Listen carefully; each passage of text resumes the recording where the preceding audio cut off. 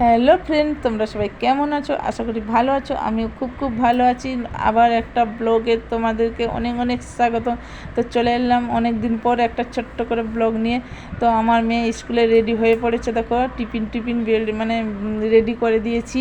ও নিয়ে যাবে আজকে পরোটা আর সোয়াবিনের তরকারি নিয়ে যাবে, তো ওর রেডি করে দিয়েছি। তোমাদের দাদা ভাইরও রেডি করে দিয়েছি। একসঙ্গে তো দুজন যাবে না 8টার সময়। তো এ রেডি হয়ে বাইরে ঘুরছে। আমি বললাম তুই রেডি হয়ে বাইরে ঘুরছে, আমি আসছি। তো দরজা লাগিয়ে চলে এলাম মেয়েকে ছাড়তে পুরো।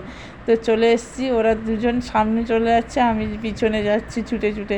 গাড়ির টাইম হয়ে গেছে, তো মানে 8টা 5-এ গাড়ি আসে, আমাদের আজকে লেট হয়ে গেছে। ওই জন্য ওরা এখানে একটু বসে বলো, কেন এইখানে নতুন একটা দোকান ঘর করেছে, ওই জন্য ওইখানে বসে বলো। ওইখানে তামিলের মেয়েটে যায়, এইখানে সবাই বসে আছে। তো মেয়েকে ছেড়ে দিয়ে চলে এলাম। ঘরের অনেক কাজ আছে, তো কাজগুলো দেখেছো কী কাজ বন্ধুরা? তো সব রদে দিয়েছি। আগে তো বৃষ্টি হতো না প্রচণ্ড, দিয়ে এই জন্য রোদও বেরিয়েছিল না। আজকে সুন্দর করে রোদ বেরিয়েছে, তো রদে দিয়ে দিয়েছি। তো খাওয়া দাওয়ার পর একটু ঘুম মেরে চলে গেলাম। এখন 4টা বাজে, এখন বেরিয়ে পড়েছি ঘুরতে যাব সবাই মিলে। তো আমার দিদি, 2 বান্ধবী, আমি 4 মূর্তি বেরিয়ে পড়েছি এখন ঘুরতে যাব। তো এইখানে একটা মন্দির আছে, কত সুন্দর সাজিয়েছে। তো রাস্তার ভিতরে মানে ঘুরতে গিয়ে দেখতে পেলাম তো দুজন চলে, মানে তারা সব পিছনে আসছে আর দিদি সেখানে দাঁড়িয়ে আছে। ওই জন্য আমি সামনে চলে গেলাম। আমি বললাম না, মন্দিরের ভিতরে একটু ঢুকবো। তো 4জন মিলে চলে যাচ্ছি ঘুরতে। তো ওরাও পিছনে আসছে, আমি সামনে চলে যাচ্ছি। ওরা বলছে তুই সামনে চলে যাচ্ছিস, আমরা পিছনে আছি। আমি বললাম তোমরা পিছনে আসো, আমি দেখাবো মন্দির সামনে, তোমরা পিছনে আসো। তো সবাই মিলে চলে যাচ্ছে খুব আনন্দ করতে। কত সুন্দর সাজিয়েছে দেখেছো। মেয়েকে টিউশনে ছেড়ে দিয়ে এসেছি, দেশ ছাড়ার পথে চলে এসেছি ঘুরতে।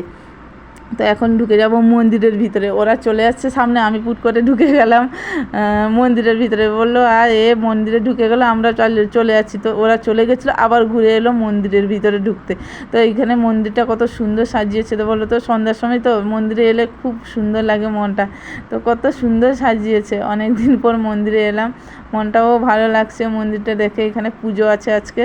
তো চলে এসেছি, এখন সন্ধ্যা 6টা বাজে। তোমাদের দাদাভাই ডিউটি থেকে আসেনি, এখন আমি রেডি করে নিয়েছি রাত্রের রান্না।